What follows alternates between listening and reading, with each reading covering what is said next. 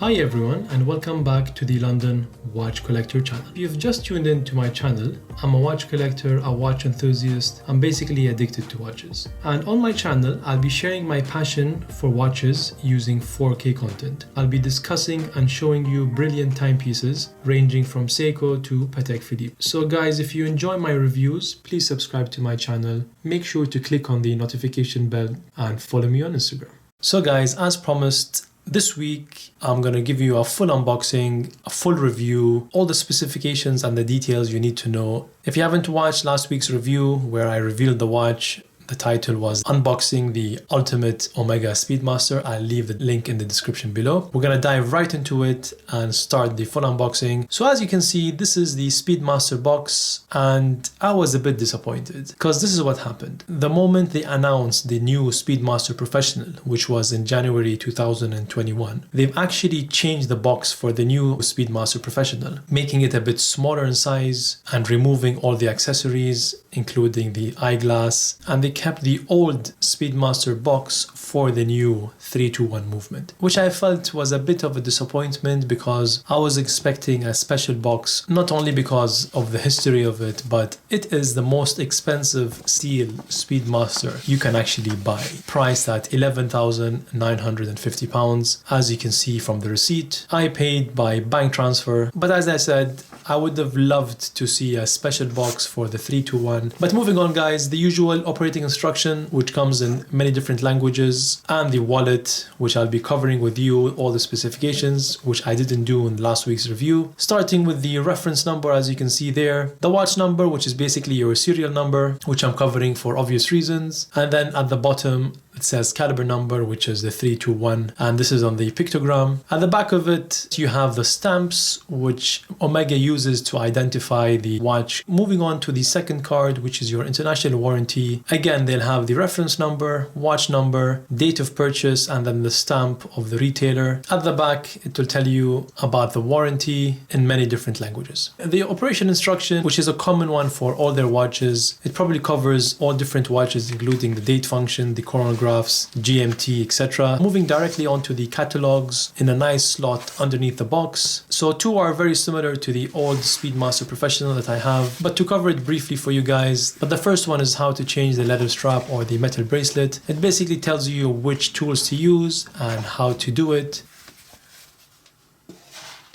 The next booklet, which is a nice one, I've covered it fully in my review of the Speedmaster Professional. Tells you everything about the space missions, moon landing, etc. Having nice photographs as well. But the one that I'm interested and would like to share with you guys, because I haven't covered it on my channel before, is this latest catalog, which is made specially for the 3-2-1. And it tells you on the first page, if you ask most watch fans to name a famous movement they'd like to own, you're bound to hear them mention the Omega Caliber 3-2-1. This strong and exquisite chronograph movement has been a fan favorite since the 1940s and is still highly sought after by watch collectors around the world. Now, more than 50 years after the last Caliber 3-2-1 was produced, Omega has brought the iconic movement back. This is the story of its journey so far and how we have arrived at a legend reborn, which honestly gives me chills, gives me goosebumps. I'm so happy that the 3-2-1 is back. So I'm not gonna bore you and read everything out, but briefly, I'm gonna just let you know, for example, when it first started, the 3-2-1 was called the 27 Crow C12, and that was the first chronograph back in 1941. Moving on to the next one, which is the original 3-2-1, and which was a descent of the one I just mentioned, the 27 Crow C12, but the name was changed to 3-2-1 and it was given in 1949. This is another interesting one because these were the tests that the 3-2-1 had to go through, including, as you can see on the right, high temperature, low temperature, vacuum, humidity,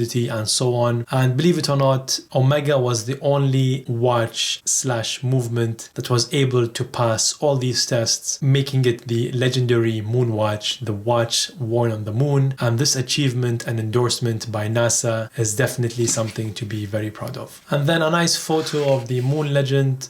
The Caliber 3-2-1 was the vital Speedmaster engine used during all of NASA's manned missions. Then the 861 was born, which was between 1968 and 1997, and comparing it to the 321, it had a bit of modifications, including a flat balance spring and replacement of the column wheel, etc. But I will not bore you with that. If you guys want me to do a special review discussing the movements, just like I'm planning on doing on the double balance wheel of my AP skeleton, do leave me a comment. If I get lots of requests, I'll definitely do it for you guys. So moving on to the 1861, which has been there for quite a while as well. I have it on my professional. Finally, in 2019, Omega released the 3861, which is currently in the Speedmaster Professional, including other watches, the 50th anniversary, moon landing, etc. And then finally, in 2020, July to be exact, we saw the 321 return on the Platinum version. 6 months later, January 2020, it was released on the steel watch. And finally, here's a timeline telling you all the movements. This was a nice reference, to be honest. But moving on, guys, to Unbox the Watch. The famous legendary box, using the buckles they use on the astronauts, which is one of my favorite boxes.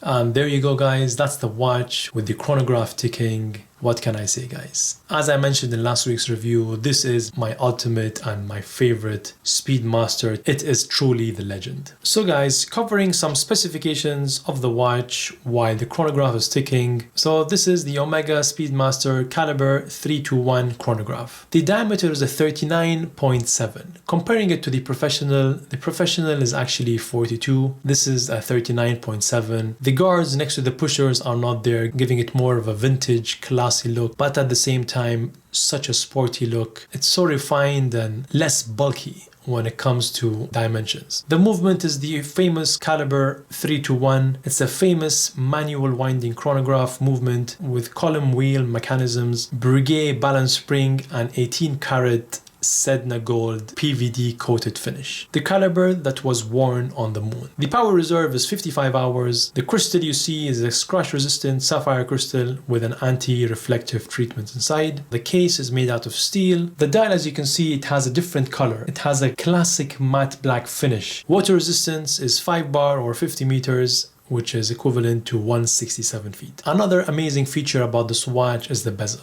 Comparing it to the professional, whether it's the new one or the one that I own, this is not made out of aluminium. It's actually made out of ceramic with the tachymeter scale in white enamel. If you look at the dial closely, you're gonna find that it has a ring next to your hour markers. This is actually called as the black step dial, whereby the minute track sits lower than the rest of the dial, as you can see there. And if you compare it to the professional, you'll realize the difference. And it has the vintage Omega logo at the 12 o'clock, which is actually applied. Another important feature, which is the dot over 90 on the bezel, as you can see there. I'm going to do a special review on this because I have a book called The Moon Watch Only, which gives you very nice references. And basically the dot over 90, it's a special feature on the bezel. It was not always there, only on specific years and models, but it was a nice touch by Omega to include the dot over 90 on this watch. Finishing off the accessories that came with the watch, at the slot to the left is an eyeglass with a magnification of 5x, I believe, which will let you enjoy the movement up close. And then you have this paperweight, the Speedmaster logo, the seahorse. At the slot at the top, you have the usual. When I say the usual, I mean the previous Speedmaster Professionals, not anymore, unfortunately. But basically you have a Velcro strap as well as a NATO strap.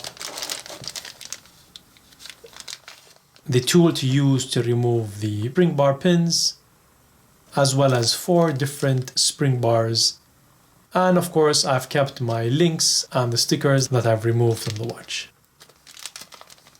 Moving on to the buckle and the bracelet. And I must tell you guys, this is the best bracelet on any of the Speedmasters. This is the one and only bracelet and buckle that you need. So the clasp is a strong evolution of the original model. As you can see by the logo, Omega has reproduced the look of the original buckle with the vintage Omega logo. And it's actually lighter and thinner than the professional one. Apologies for the units, but rest assured that milliliters is equivalent to grams. So my Speedmaster Professional is 140 grams. And as you can see, the 3-to-1 is 117 grams. So we're talking around 23 grams in difference, which is definitely notable. You feel the lightness on your wrist. And that was one of the reasons I never used to have my Omegas on straps. It was mainly due to the bracelets, but this changes everything. Honestly, this will probably never see a strap. This is going to be a watch I always wear on the bracelet. But the bracelet definitely adds a huge comfort to the watch, making it lightweight, but you can still at the same time feel a robust feeling. It reminds me of the Nautilus Patek bracelet. Moving guys to the star of the show, the Caliber 3-to-1, that I can probably go on for hours talking about this movement, because this is the star of the show. This is what the 3-to-1 is all about. So the best thing that Omega has done is that they have reproduced a one-on-one exact same production of the Caliber 3-to-1. And I'm gonna have two photos next to each other, one of the 3-to-1 calibers back in the 40, comparing it to this one. As you can see, it is a cloned copy of it.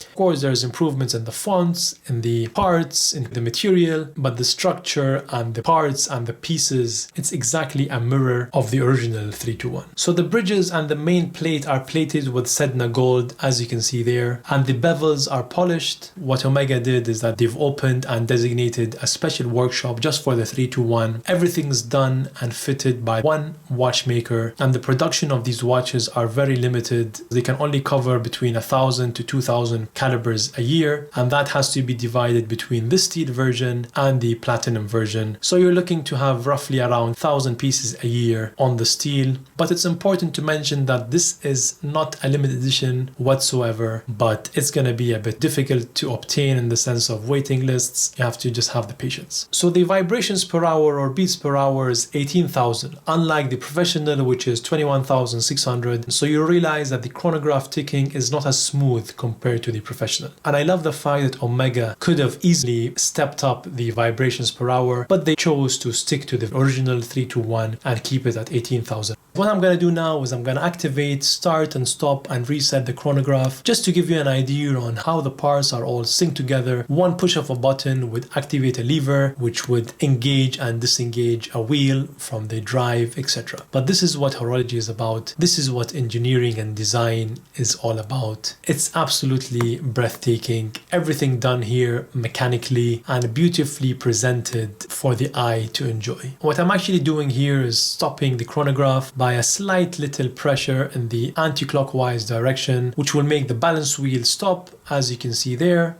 And of course guys, a loom shot, as I always do in all my reviews. That's the loom shot with the chronograph nicely ticking away.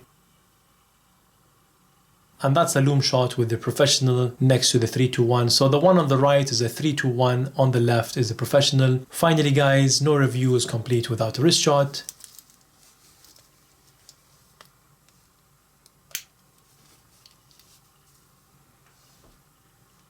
This is the latest addition to my collection and definitely one of my favorite pieces in the collection, the Omega Speedmaster 3-to-1. Do let me know guys, what do you think? I'd love to hear your thoughts as always. And do let me know in the comments below if you'd like me to do a more in-depth review covering the history of the Speedmaster, the references, the movements, the calibers, etc. That's all for this week. Thank you for watching.